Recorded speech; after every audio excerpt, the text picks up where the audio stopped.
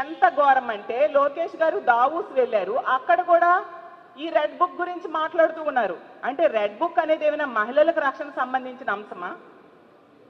మహిళల రక్షణ కోసం ఎటువంటి చర్యలు తీసుకోలేదు సరికదా. మళ్ళీ ఎంతసేపు కూడా ఏదో మహిళలకి రక్షణ ఇచ్చేస్తున్నట్టుగా హోమ్ మినిస్టర్ గారు స్టేట్మెంట్స్ ఇస్తూ ఉన్నారు. స్టేట్మెంట్స్ ఎవరికి కావాలి? నిత్యం ఇన్ని సంఘటనలు. హోమ్ మినిస్టర్ గారు పక్క నియోజకవర్గం తీసుకుంటే యలమంచిలిలో ఏటికొప్పాకలో మొన్ననే చూసాము. 4 సంవత్సరాల చిన్నారి 4 ఏళ్ల బాలిక మీద లైంగిక దాడి జరిగింది. ఎంత దారుణం! ఏమైనా స్పందించారా హోమ్ మినిస్టర్ గారు అని నేను అడుగుతూ ఉన్నాను. 4 ఏళ్ల చిన్నారి మీద లైంగిక దాడి జరిగితే మీరేమైనా స్పందించారా? వాళ్ళ కుటుంబానికి ఒక భరోసా ఇవ్వడం కానీ, ధైర్యం చెప్పడం కానీ, ఒక ఆర్థిక సాయం చేయడం కానీ ఏమైనా చేశారా?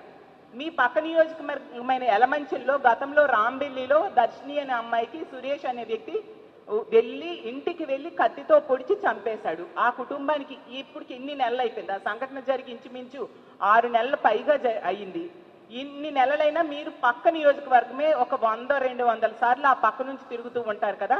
ఆ కుటుంబానికి ఏమైనా మీరు వెళ్ళి ధైర్యం చెప్పడం కానీ, ఆర్థిక సహాయం కానీ చేశారా?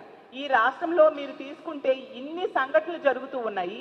ఏ సంఘటన కూడా ప్రభుత్వం పట్టించుకున్న దాఖలాలు లేవు. కొన్ని సంఘటనలు ఎక్కడైనా వీళ్ళు పట్టించుకున్నారు అంటే ఏవైతే జగన్మోహన్ రెడ్డి గారు పరామర్శకు వెళ్తారో అక్కడికి మాత్రం హోమ్ మినిస్టర్ గారు వాళ్ళ మంత్రుల్లో తొందరగా వెళ్ళి జగన్మోహన్ రెడ్డి గారి కంటే ముందు క్రెడిట్ ఏదో కొట్టేయాలి అన్న టైప్గా వీళ్ళు వెళ్ళి పరామర్శ చేస్తూ ఉంటారు తప్ప వీళ్ళు స్వతహాగా వాళ్ళంతటి వాళ్ళు ఈ కుటుంబానికి ధైర్యం చెప్పాము, ఈ మహిళకి ధైర్యం చెప్పాము అనే సంఘటన ఎక్కడ కూడా మనం చూడని పరిస్థితులు నెలకొని ఉన్నాయి. అంటే ఎంతసేపు రాజకీయాలు చేయడం, లేదా ఇసుక లెక్కర్ వీటిల్లో ఎలా సంపాదించాలి అని ఆలోచించడం, లేదా పదవుల కోసం ప్రాకులాటలు. సీఎం పదవి, డిప్యూటీ సీఎం పదవి కావాలి అనుకుంటూ కోట్లాడుకోవడం, వీటి మీద కనబరుస్తున్న శ్రద్ధ మహిళల మాన ప్రాణాల రక్షణ కోసం మీరు చూపెట్టట్లేదు అనేది క్లియర్గా తేట తెల్లమైపోయింది. ఈ రాష్ట్రంలో ఉన్న కూటమి ప్రభుత్వానికి, ఈ రాష్ట్రంలో ఉన్న మహిళలందరి తరఫున నేను వేడుకుంటూ ఉన్నాను, బెల్ షాప్స్ తొలగించండి. బెల్ షాప్స్ వలనే ఇంత విచ్చలవిడిగా మద్యం దొరుకుతూ ఉంది. మద్యం అమ్మకాల్ని తగ్గించండి. లేకపోతే ఖచ్చితంగా బెల్ షాప్స్ దగ్గరికి వెళ్ళి మా వైఎస్ఆర్ కాంగ్రెస్ పార్టీ తరఫున, మహిళల తరఫున మేమందరము కలిసి బెల్ షాప్స్ మేమే ధ్వంసం చేసే పరిస్థితి రానున్న రోజుల్లో మీరు చూస్తారు. ఎందుకంటే మహిళలు ఈరోజు ఇంట్లో ఉన్నా భయపడిపోతున్నారు, బయటికి వెళ్ళాలంటే భయపడుతున్నారు, స్కూల్కి వెళ్ళాలంటే భయపడుతున్నారు. ఎంత దారుణమైన సంఘటనలు జరుగుతూ ఉన్న ప్రభుత్వంలో ఎటువంటి చలనము లేదు. అసలు మహిళల రక్షణ కోసం ఒక దిశ లాంటి వ్యవస్థ ఎక్కడుంది? గతంలో జగన్మోహన్ రెడ్డి గారి పాలనలో దిశ యాప్ ఉండేది, దిశ పోలీస్ స్టేషన్స్ ఉండేవి. దిశ చట్టాన్ని తీసుకొచ్చి అసెంబ్లీలో తీర్మానం చేసి కేంద్రం దగ్గర కేంద్రంకి పంపించడం జరిగింది. అది కేంద్రంలో పెండింగ్లో ఉంది. మరి దానికి మీరు కూటమి ప్రభుత్వమే కదా, ఆ దిశని పేరు కావాలంటే మార్చుకోండి. ఆ దిశ చట్టం కేంద్రం దగ్గర పెండింగ్లో ఉన్నదాన్ని అమలయ్యేట్టుగా ఎందుకు మీరు చేయట్లేదు? దిశ యాప్ అసలు జగన్మోహన్ రెడ్డి గారి ప్రభుత్వంలో ప్రతి మహిళ కూడా, అంటే 1,30,00,000 మంది మహిళలు దిశ యాప్ డౌన్లోడ్ చేసుకున్నారు.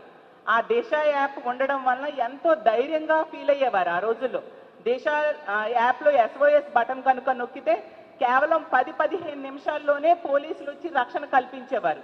మరి ఇప్పుడు ఏదైనా మహిళకి ఇలాంటి కష్టం వస్తే ఏ వ్యవస్థని వాళ్ళు కాల్ చేస్తే మహిళలకి రక్షణ దొరుకుతుంది? మీరే చెప్పండి. ఎంత నిర్లక్ష్యంగా మహిళల భద్రత కోసం మీరు వ్యవహరించడం నిజంగా దారుణం. ఖచ్చితంగా దీని మీద చర్యలు తీసుకోవాల్సిన అవసరం ఉంది. ఇన్ని వరుస సంఘటనలు జరుగుతున్నాయి. హోమ్ మినిస్టర్ గారు నివాసం ఉంటున్న జిల్లా, హోమ్ మినిస్టర్ గారు సొంత జిల్లాలో, ముఖ్యమంత్రి గారి సొంత జిల్లాలో జరుగుతూ ఉన్నాయి. అలాగే డిప్యూటీ సీఎం గారి సొంత నియోజకవర్గంలో జరుగుతున్నాయి. ప్రతి జిల్లాలో జరుగుతూ ఉన్నా కూడా ఎటువంటి చలనం కూడా ఈ ప్రభుత్వానికి కనిపించటం లేదు. ఎటువంటి చలనం లేని పరిస్థితి మనం చూస్తూ ఉన్నాం. కాబట్టి ఎప్పటికైనా కళ్ళు తెరిచి మహిళల రక్షణ మీద దృష్టి పెట్టాల్సిందిగా కోరుతూ ఉన్నాను. ఇలాంటి ఉదాసీన వైఖరి కనుక మీరు అమలు చేస్తూ ఉంటే రానున్న రోజుల్లో దీనికి మీరు మూల్యం చెల్లించుకోవాల్సి వస్తుందని కూటమి ప్రభుత్వాన్ని హెచ్చరిస్తూ తక్షణమే బెల్ షాప్స్ తొలగించాలని డిమాండ్ చేస్తూ, ఇలాంటి సంఘటనలు జరిగినప్పుడు ఈ కుటుంబాలకి ఈ ప్రభుత్వం రక్షణ ఇవ్వాలి, అలాగే భద్రత ఇవ్వాలి, అలాగే ఆర్థిక భరోసా ఇవ్వాల్సిందిగా కూడా మేము డిమాండ్ చేస్తూ సెలవు తీసుకుంటూ ఉన్నాను. ఈరోజు జరిగిన సంఘటనలు ఏమైనా పరామర్శించారండి? ఎంతవరకు నేను అదే అడుగుతున్నానండి. హోమ్ మినిస్టర్ గారు ఇన్ని సంఘటనలు జరుగుతున్నాయి, రోజుకి 50-60 సంఘటనలు జరుగుతున్నాయని మన అసెంబ్లీలోనే చెప్పడం జరిగింది. అంటే గంటకు 2-3 సంఘటనలు మహిళల మీద దాడులు కానీ, అత్యాచారాలు కానీ, హత్యలు కానీ జరుగుతున్నాయి. అసలు మా పార్టీ నుంచి చాలా సంఘటనలకు మేము వెళ్తూ ఉన్నామండి. మేము వెళ్ళినప్పుడే వాళ్ళకి చలనం ఉంటుంది తప్ప వాళ్ళు ఏ విషయంలో కూడా వాళ్ళు వెళ్ళి ఆ కుటుంబాన్ని పరామర్శించడం కానీ, ఆర్థిక భరోసా ఇవ్వడం కానీ ఎక్కడా జరగలేదు. జగన్మోహన్ రెడ్డి గారు ఆ రోజు గుంటూరు ప్రభుత్వ హాస్పిటల్కి వెళ్తున్నారు అని చెప్పేసి వాళ్ళు ముందు వెళ్ళడానికి ప్రయత్నించడం, ప్రతి దగ్గర కూడా ఈవెన్ ఎందుకు అక్కడ రాంబిల్లిలో కూడా మా పార్టీ వెళ్ళింది. చాలా సంఘటనల్లో మా పార్టీయే వెళ్ళి ఆ కుటుంబాలకు పరామర్శ చేయడం, ధైర్యం ఇవ్వడం, ఆర్థిక సహాయం చేయడం మా పార్టీ చేసింది. మేము ప్రతిపక్షంలో ఉన్నాం కానీ ప్రజలు నమ్మి వీళ్ళకి ఓట్లు వేశారు, ఇన్ని సీట్స్ ఇచ్చారు. మరి వాళ్ళు ఏంటి, వాళ్ళ బాధ్యత ఏంటి, వాళ్ళ బాధ్యత ఎంతవరకు నెరవేరుస్తున్నారు? ఎంతసేపు స్టేట్మెంట్స్ ఎవరికి కావాలండి? మాట్లాడితే పిఆర్ఓతో ఒక స్టేట్మెంట్, ఈ భీమిలి సంఘటన కూడా పిఆర్ఓతో ఒక స్టేట్మెంట్, కఠిన చర్యలు తీసుకుంటాం. ఏవా కఠిన చర్యలు? ఎందుకు పెదగంటేడలో 3-4 నెలల క్రితం ఒక ప్రేమోన్మాది ఒక అమ్మాయి మీద దాడి చేశాడు, ఇన్ని నెలలైంది, అతను ఈ రోజు కూడా ప్రభుత్వం పట్టుకోలేకపోయింది. హోమ్ మినిస్టర్ ఇదే జిల్లాలో నివాసం ఉంటున్నారు కదా, మరి కనీసం దాడి చేసిన నిందితుడిని కూడా పట్టుకోలేనంత అసమర్థ ప్రభుత్వం నడుస్తుందా ఈ రాష్ట్రంలో అని నేను అడుగుతున్నాను. అంత దారుణమైన సంఘటనలు జరుగుతున్నాయి. అత్యంత ఉదాసీన వైఖరి, అత్యంత నిర్లక్ష్యము ఈ ప్రభుత్వానికి ఉంది అనేది క్లియర్గా అర్థమవుతుంది. ముఖ్యంగా హోమ్ మినిస్టర్ గారికి సొంత జిల్లాలో ఇన్ని సంఘటనలు జరుగుతూ ఉన్నా కూడా ఎటువంటి చర్యలు తీసుకోవట్లేదు. మహిళల రక్షణ కోసం ఎటువంటి చర్యలు కూడా ఈ ప్రభుత్వం తీసుకోవట్లేదు. కాబట్టి ఎప్పటికైనా కళ్ళు తెరిచి మహిళల రక్షణ మీద దృష్టి పెట్టండి అని ఈ ఆంధ్రప్రదేశ్ రాష్ట్రంలో ఉన్న మహిళల తరపున వేడుకుంటూ సెలవు తీసుకుంటున్నాను. ఖచ్చితంగా చేస్తామండి. రానున్న రోజుల్లో ఈ బెల్ షాప్స్ కనుక తొలగించకపోతే, ఎందుకంటే గతంలో బెల్ షాప్స్ అనేవి జగన్మోహన్ రెడ్డి గారి ప్రభుత్వంలో ఉండేవి కాదు. ఈ రోజు 50,000కి పైగా బెల్ షాప్స్ ఉన్నాయి. మాట్లాడితే వీళ్ళు చెప్తూ ఉన్నారు బెల్ షాప్స్ దొరికితే 5 లక్షలు ఫైన్ వేస్తామంటున్నారు.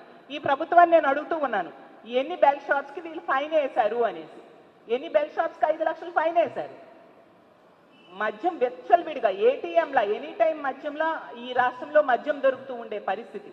కాబట్టి రానున్న రోజుల్లో ఇదే ఇలాగే కొనసాగితే మా వైఎస్ఆర్ కాంగ్రెస్ పార్టీ తరఫున ముఖ్యంగా మహిళల సపోర్ట్తో మహిళలు అందరం కలిపి ఇలాంటి బెల్ షాప్స్ అన్ని తొలగించడానికి, ఆ బెల్ షాప్స్ పగలగొట్టడానికి మేము పూర్తిగా చర్యలు తీసుకుంటాము. కాబట్టి ప్రభుత్వం ఎప్పటికైనా కళ్ళు తెరిచి, ఎంత నమ్మి మహిళలందరూ ఓట్లు వేశారు, అలాగే తీసుకుంటే మహిళలకి ఎన్నో పథకాలు ఇస్తామన్నారు, సూపర్ 6లు, సూపర్ 7లు అంటూ ఇన్ని పథకాలు మహిళలకి ఇస్తామని చెప్పారు. మిమ్మల్ని నమ్మి ఓట్లు వేశారు. ఆ పథకాలు ఏవి అమలు చేయలేదు. ఒక ఉచిత బస్సు అమలు చేయలేదు, తల్లికి వందనము అమలు చేయలేదు, ఇలాగ ఫ్రీ గ్యాస్లో 3 ఇస్తామని చెప్పి ఈ సంవత్సరం తీసుకుంటే ఈ ఆర్థిక సంవత్సరంలో 1 ఇచ్చారు. ఇలా మహాశక్తి పథకం అమలు చేయలేదు. ఈ రోజుకి ఫీజు రీఎంబర్స్మెంట్ ఇవ్వట్లేదు. రైతులకు తీసుకుంటే అందులో ఎంతో మంది మహిళా రైతులు ఉంటారు. రైతులకు తీసుకుంటే ఆర్థిక సహాయం చేయని పరిస్థితి, మహిళలకి నెట్ట నిలువున మోసం చేశారు. కనీసం రక్షణ కూడా ఇవ్వని పరిస్థితి మహిళలకి ఈ రాష్ట్రంలో నెలకొని ఉంది అనేది క్లియర్గా అర్థమవుతుంది. మీరే మొన్న చూశారు, రైతుల తరపున పోరాటం చేశాము. అలాగే విద్యుత్ ఛార్జీలు పెంచేసి అన్ని రకాల ఛార్జెస్ పెంచేయడం వలన ప్రజల తరపున అవి తగ్గించాలని మేము పోరాటం చేయడం జరిగింది. అలాగే ఫీజు రియంబర్స్మెంట్ కూడా తక్షణమే నిధులు విడుదల చేయాలి అని చెప్పి రానున్న రోజుల్లో మేము చేయబోతూ ఉన్నాము. మా వైఎస్ఆర్ కాంగ్రెస్ పార్టీ ఎప్పుడు కూడా ప్రజల తరపున నిలబడే పార్టీ, ప్రజల తరపున పోరాడే పార్టీ, పోరాటాల నుంచి పుట్టిన పార్టీ. అధికారంలో ఉన్న ప్రతిపక్షంలో ఉన్న ప్రజల కోసమే మా పార్టీ ఆలోచిస్తుంది, ప్రజలకు అండగా నిలబడుతుందని తెలియజేస్తున్నాను. ఏపీ మత్తులో జోగుతుందని అయినా పాలకులకు పట్టడం లేదని వైసీపీ రాష్ట్ర మహిళా అధ్యక్షురాలు వరదు కళ్యాణి కూటమి ప్రభుత్వంపై ఘాటు వ్యాఖ్యలు చేశారు. 100 రోజుల వ్యవధిలోనే గంజాయి పంట లేకుండా చేస్తామని చెప్పిన హోంమంత్రి తాను నివాసం ఉంటున్న విశాఖపట్నంలోని కేజీహెచ్లోను, విశాఖ జైలు ఆవరణంలోనూ గంజాయిని పండిస్తుంటే ఏం చేస్తున్నారని ప్రశ్నించారు. సాక్షాత్తు ముఖ్యమంత్రి చంద్రబాబు సొంత నియోజకవర్గంలోనూ గంజాయి సాగు జరుగుతుందని ఆమె విమర్శించారు. అలాగే హోంమంత్రి సొంత నియోజకవర్గం పాయకరావుపేట మీదుగా గంజాయి రవాణా జరుగుతుందని ఆమె ఆరోపించారు. సాక్షాత్తు స్పీకర్ చెప్పిన మాటల ప్రకారం విశాఖ కేంద్రంగా గంజాయి సాగు రవాణా జరుగుతుందని అయినా ప్రభుత్వ పెద్దలు పట్టించుకున్నారా అని ఆమె నిలదీశారు. విశాఖ జిల్లాలో వరుసగా మహిళల మీద, మైనర్ బాలల మీద అత్యాచారాలు జరుగుతున్నాయని ఆమె ఆవేదన వ్యక్తం చేశారు.